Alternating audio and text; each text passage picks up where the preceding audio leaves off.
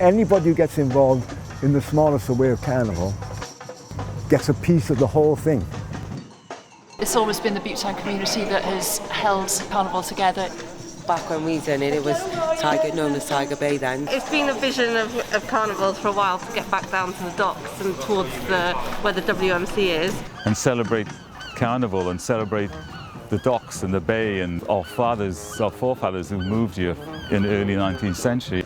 So this is a very important part of our story.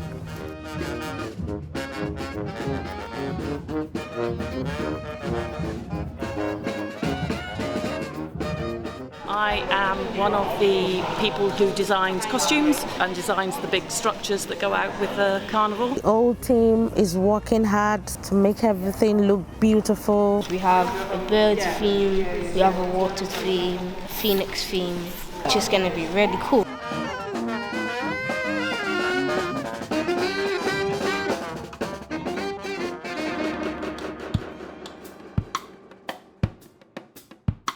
I'm Jefferson Lobo. I've been commissioned by Baca to write an African suite for the Butetown Carnival. I'm originally from Brazil.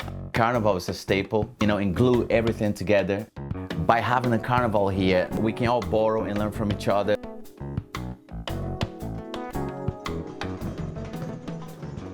It's art, it's dance, it's theatre, everything on the street, it's music. It's something that needs to continue because we need to pass it on to the younger generation.